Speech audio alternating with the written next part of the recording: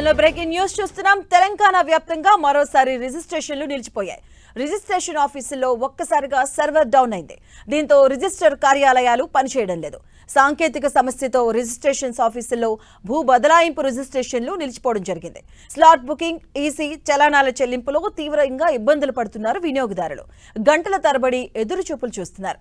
రిజిస్ట్రేషన్లు నిలిచిపోవడంతో క్రయ విక్రయదారులు తీవ్రంగా ఇబ్బందులు పడుతున్నారు. దీంతో చేసేదేం లేక ఇబ్బందులు పడుతున్నారు వినియోగదారులు. నిరాశగా వెనుకదిరుగుతున్నారు స్లాట్ బుకింగ్ చేసుకున్న వారు. దానికి సంబంధించిన బ్రేకింగ్ న్యూస్ చూస్తున్నాం. రిజిస్ట్రేషన్ ఆఫీసులో భూ బదలాయింపు రిజిస్ట్రేషన్లు అయితే నిలిచిపోవడం జరిగింది.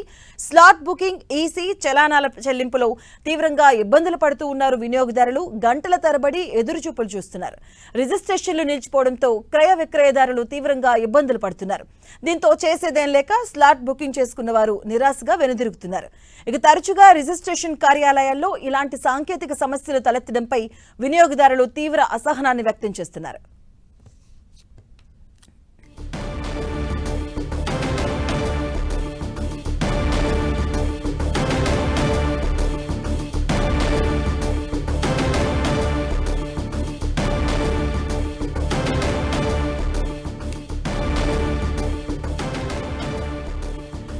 ఇక తెలంగాణ వ్యాప్తంగా రిజిస్ట్రేషన్లు అయితే నిలిచిపోయాయి. దీనికి సంబంధించిన పూర్తి అప్డేట్స్ మా కరెస్పాండెంట్ తిరుపతి చారి అందిస్తారు. చారి, మాధవి, తెలంగాణ వ్యాప్తంగా రిజిస్ట్రేషన్లు నిలిచిపోయాయి. భూ రిజిస్ట్రేషన్లకు సంబంధించి అనేక సందర్భాల్లో సర్వర్ల ప్రాబ్లంతో, ఈ సాంకేతిక ప్రాబ్లంతో ఈ రిజిస్ట్రేషన్లు నిలిచిపోతున్న పరిస్థితి నెలకొంది.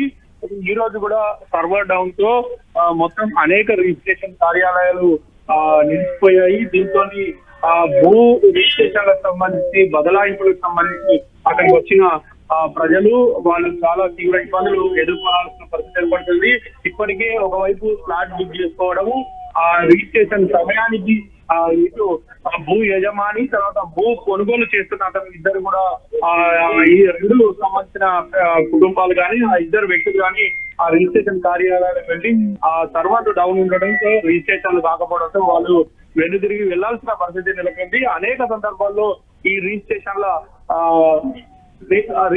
జరగక ఇబ్బందులు పడుతున్నారు. సర్వర్ డౌన్లు, సాంకేతిక సమస్యలు తరచుగా ఏర్పడుతున్నా ఆ సంబంధిత శాఖ పట్టించుకోవడం లేదనే విమర్శలు తీవ్ర స్థాయిలో ఉన్నాయి.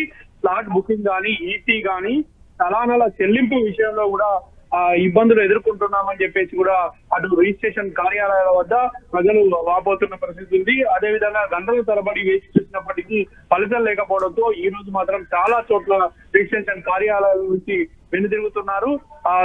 తమ నిరసన కూడా వ్యక్తం చేస్తున్న పరిస్థితి నెలకొంది. దీంతో సర్వర్ డౌన్, సాంకేతిక సమస్యల వల్ల క్రయ విక్రయదారులు ఇద్దరు కూడా ఇబ్బందులు పడుతూ నిరాశతో అక్కడి నుంచి వెనుదిరుగుతున్నారు. ఫ్లాట్ బుక్ చేసినప్పటికీ వాళ్ళకి ఫలితం లేకుండా పోతుంది. ఇలాంటి పరిస్థితులు రావద్దు. ప్రభుత్వం దీనిపైన వెంటనే జోక్యం చేసుకోవాలి. సాంకేతిక సమస్యలను పరిష్కరించాలి. ఎంతో దూరం నుంచి వ్యయ ప్రయాసాలు కోర్చుకొని ఇక్కడికి వస్తే కూడా ప్రయోజనం లేకపోవడం అంటే వాళ్ళు ఇబ్బందులు ఎదుర్కొంటున్నారు. తరచుగా రిజిస్ట్రేషన్ కార్యాలయాలు జరగడం వల్ల వాళ్ళు ఆవేదన వ్యక్తం చేస్తున్న పరిస్థితి ఉంది. మాధవ్ చారి గారు, అంటే ఆల్మోస్ట్ ఇది ఫస్ట్ టైం కాదు, కంప్లీట్ గా అంటే ఫ్రీక్వెంట్ గా ఇలాంటి సమస్యలు తలెత్తుతున్నాయని చెప్తున్నారు. సో అధికారులు ఏం చెప్తున్నారు? సాంకేతిక సమస్యలు తరచుగా వస్తున్నప్పటికీ ఇటు రెవెన్యూ శాఖ కానీ, ఆ రిజిస్ట్రేషన్లకు సంబంధించిన శాఖ కానీ వీటి విషయంలో పెద్దగా స్పందించిన దాఖలా లేవు. ఎప్పటికప్పుడు ఆయా కార్యాలయాల రాష్ట్ర కార్యాలయానికి ఫిర్యాదులు వస్తే వాటిని పరిష్కరించుకుంటూ పోతున్నారు తప్ప పూర్తి స్థాయిలో దీనికి పరిష్కారం చూపడం లేదు అనేది కూడా ఒకవైపు ఆ రిజిస్ట్రేషన్ ప్రజలు ఆవేదన వ్యక్తం చేస్తున్న పరిస్థితి ఉంది. ఖచ్చితంగా ప్రభుత్వం దీనిపైన ప్రత్యేకంగా శ్రద్ధ పెట్టి సాంకేతిక సమస్యలు రాకుండా చూడాలి. ఎందుకంటే చాలా దూరం నుంచి, ఒక్కొక్క ప్రాంతాల నుంచి, ఒక గ్రామాల నుంచి కూడా ఈ రిజిస్ట్రేషన్ కాబట్టి వాళ్ళకి ఆ రోజుకి రిజిస్ట్రేషన్ ప్రక్రియ పూర్తవుతుంది. అటు భూ బదలాయింపులు జరిగిపోతాయి. అదేవిధంగా ఆర్థిక సంబంధించిన అంశాలు కూడా సెటిల్మెంట్ అవుతాయి. కాబట్టి ఖచ్చితంగా వీటి విషయంలో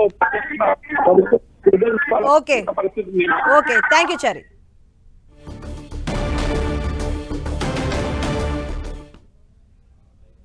తిరుమలలో కమర్షియల్ గ్యాస్ సిలిండర్ కష్టాలు వెంటాడుతున్నాయి. కమర్షియల్ గ్యాస్ సరఫరా కాకపోవడంతో వాళ్ళు ఫాస్ట్ ఫుడ్ దుకాణాలు, హోటల్స్ మూతపడుతున్నాయి. తిరుమలకి సరఫరా అవుతున్న గ్యాస్ సిలిండర్లు అన్ని పెద్ద పెద్ద హోటల్స్ కు మాత్రమే సరఫరా అవుతున్నాయని, చిన్న దుకాణాలకు, ఫాస్ట్ ఫుడ్ సెంటర్లకు అందడం లేదని నిర్వాహకులు ఆరోపిస్తున్నారు. అటు బ్లాక్ మార్కెట్లో ఏకంగా 4,000 రూపాయలకు పైగా కమర్షియల్ సిలిండర్స్ విక్రయిస్తున్నారన్న ఆరోపణలు కూడా ఉన్నాయి. తిరుమలలోని భక్తులు ఇబ్బందులు దృష్టిలో ఉంచుకొని గ్యాస్ సరఫరా అంతరాయం కలగకుండా చర్యలు తీసుకోవాలని దుకాణదారులు కోరుతున్నారు.